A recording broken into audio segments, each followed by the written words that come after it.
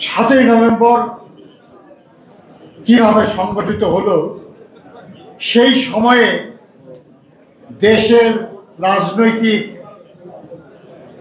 প্রশাসনিক, অর্থনৈতিক অবস্থা কেমন ছিল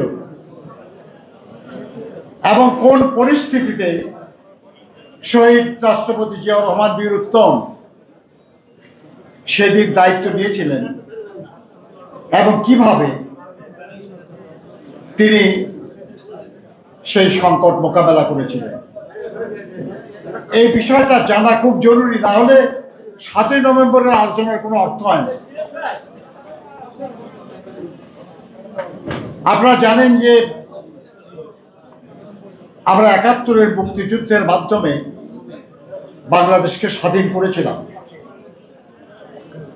মহান স্বাধীনতা যুদ্ধের প্রধান আকাঙ্ক্ষা ছিল গণতন্ত্র পুনঃপ্রতিষ্ঠা।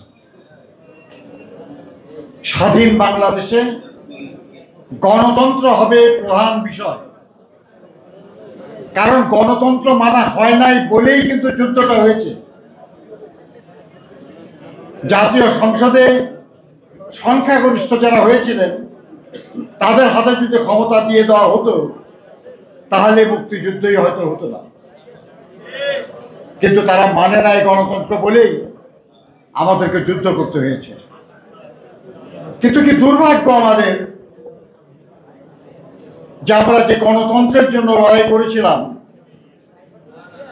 যে বৈষম্য থেকে মুক্তির জন্য লড়াই করেছিলাম,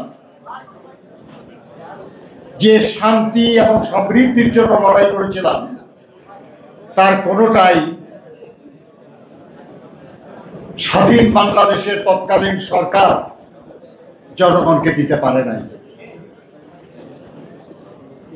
মানুষের অভাব অনটন বেড়েছিল, মানুষের জীবন এবং জীবিকার অধিকার খর্ব হয়েছিল, আরো অনিশ্চিত হয়েছিল।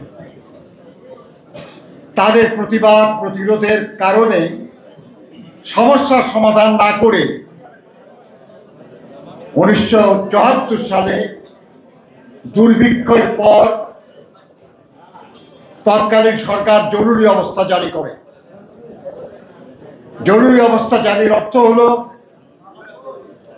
মৌলিক অধিকারগুলি স্থগিত করে দেওয়া। সভা সমাবেশ মিছিল করা যাবে না, সংগঠনের কার্যক্রম বন্ধ থাকবে, এমনকি এর বিরুদ্ধে হাইকোর্টে কোনো রিট করা যাবে না। কিন্তু তারপরেও আন্দোলন হয়েছে এবং 1975-এর জানুয়ারিতে জাতীয় সংসদে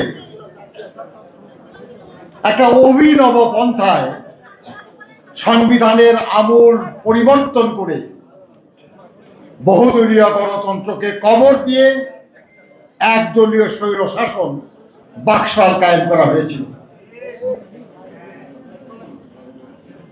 এর বিরুদ্ধে জনগণের তীব্র প্রতিবাদ ছিল, কিন্তু সেটা প্রকাশের সুযোগ ছিল না। সমস্ত ক্ষমতা একজনের হাতে, রাজনৈতিক, প্রশাসনিক, অর্থনৈতিক, বিচারিক, সব ক্ষমতা। আইন করা হয়েছিল যে রাষ্ট্রপতি যে কোনো বিচারককে নিয়োগ দিতে পারবে, বরখাস্ত করতে পারবে, অর্থাৎ বিচার বিভাগকে পদানত করা হয়েছিল। 4টা পত্রিকা রেখে সব পত্রিকা বন্ধ করে দেওয়া হয়েছিল। ওই 4টা পত্রিকায় সরকার যা বলবে শুধু তা লেখা হবে। হাজার হাজার সাংবাদিক বেকার হয়েছিল।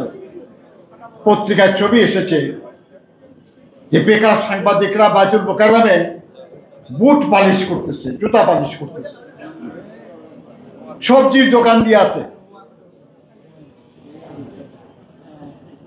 কিন্তু তার করেও জনগণের সমস্যার সমাধান করতে পারছিল না। বেকারত্ব বাড়ছিল, অভাবী মানুষের সংখ্যা বাড়ছিল, মানুষ সামনে কোনো আলো দেখছিল। এরকম একটা সময়ে 1975-এর 15ই আগস্ট তৎকালীন সরকার প্রধান পরিবার পরিজন সহ নিহত হন। এই ধরনের ঘটনা মর্মান্তিক, কষ্টের, কিন্তু দুটা জিনিস আমরা প্রত্যক্ষ করলাম, যে জনগণ এর জন্য কোনো অশ্রুপাত করে নাই, এবং আরো আমরা দেখলাম যে দলের নেতাকে হত্যা করা হলো সেই দল গোটা দেশের কোথাও কোনো প্রতিবাদ করে নাই। কিন্তু জনগণের এই প্রতিক্রিয়া খুব বেশি প্রকাশমান ছিল না। এর পরবর্তী পর্যায়ে ৩রা নভেম্বর একটা সামরিক অভ্যুত্থান হয়। সে অভ্যুত্থানে তৎকালীন সেনাপ্রধান মেজর জেনারেল জিয়াউর রহমানকে গৃহবন্দী করা হয় এবং CGS chief of general staff brigadier Khaled Mosharraf তিনি ক্ষমতা দখল করেন এবং মেজর জেনারেল হিসাবে পদোন্নতি দিয়ে সেনাপ্রধান হিসাবে নিজেকে প্রতিষ্ঠিত করেন। সাধারণ মানুষের মধ্যে এই ব্যাপারে কোনো সমর্থন ব্যক্ত হয় নাই, বরঞ্চ সাধারণ মানুষ জিয়াউর রহমানকে গৃহবন্দী করা হয়েছে বলে ক্ষুব্ধ ছিল, এবং ক্ষুব্ধ ছিল সেনাবাহিনীর ভেতরেও সংখ্যাগরিষ্ঠ মানুষ।